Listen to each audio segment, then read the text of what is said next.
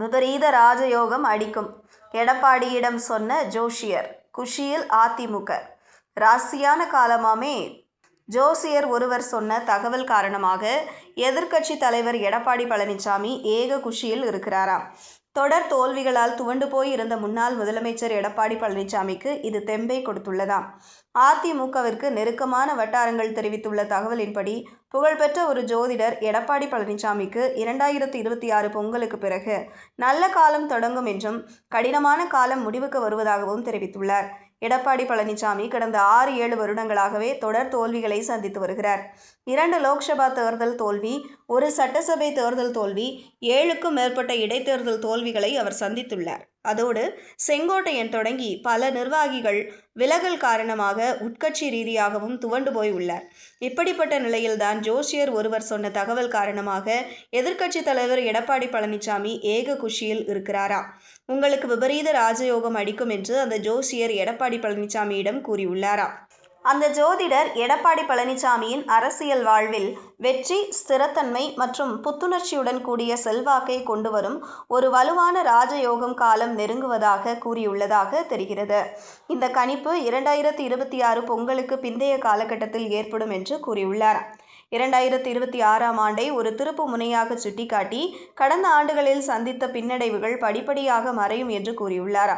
இந்த ஜோதிட கணிப்பிற்கு பிறகு 2026 தமிழ்நாடு சட்டப்பேரவை தேர்தலில் அஇஅதிமுக வலுவான வெற்றியை பதிவு செய்யும் என்பதில் பழனிசாமி உறுதியாக நம்புவதாக கட்சியினர் தெரிவிக்கின்றனர். ஜோதிடரின் இந்த வார்த்தைகள் தனிப்பட்ட முன்னேற்றத்தை மட்டுமின்றி அஇஅதிமுகவின் பரந்த அரசியல் வெற்றியை குறிப்பதாகவும் அவர் கருதுகிறார் என்று கட்சி வட்டாரங்கள் கூறுகின்றன. இவர் எடப்பாடி நீண்ட காலமாக நம்பும் ஜோதிடர் ஆவர். எடப்பாடி பழனிசாமி 2017 முதல் 2021 வரை தமிழ்நாட்டின் முதலமைச்சராக இருந்தார். கட்சியில் உட்கட்சி மோதல் இருந்ததால் நிர்வாகம் அவர் கட்டுப்பாட்டில்தான் உள்ளது. 2021 தேர்தல் தோல்விக்கு பிறகு அஇஅதிமுக உட்கட்சி சவால்கள், தலைமை குறித்த கேள்விகள் மற்றும் அரசியல் நிச்சயமற்ற தன்மையை எதிர்கொண்டது. அதன் பின்னர் எடப்பாடி பழனிசாமி தனது நிலையை வலுப்படுத்தவும், கட்சியின் அமைப்புகளின் பலத்தை மீண்டும் கட்டியெழுப்பவும் கவனம் செலுத்தி வருகிறார். அவரது ஆதரவாளர்கள் இந்த ஜோதிட கணிப்பு கட்சி தொண்டர்களிடையே உற்சாகத்தை ஏற்படுத்தி உள்ளதாக கூறுகின்றனர். திமுகவை வீழ்த்தி அதிமுகவை மீண்டும் வெற்றி பாதைக்கு கொண்டு செல்ல இந்த பாசிட்டிவ் ஜோதிடம் தங்களுக்கு உத்வேகம் அளிப்பதாகவும் அவர்கள் நம்புகின்றனர். இருப்பினும் அரசியல் விமர்சகர்கள் ஜோதிடம் மட்டும் தேர்தல் முடிவுகளை தீர்மானிக்காது என்று எச்சரிக்கின்றனர்.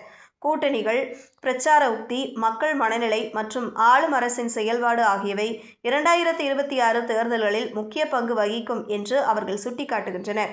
இருப்பினும் தமிழ்நாட்டின் அரசியல் கலாச்சாரத்தில் ஜோதிடத்தின் மீதான நம்பிக்கை ஆழமாக வேரூன்றி உள்ளது என்றும், இத்தகைய கணிப்புகள் கட்சிகளுக்குள் நம்பிக்கையையும் உத்வேகத்தையும் தூண்டும் என்பதையும் அவர்கள் ஒப்புக்கொள்கிறார்கள்.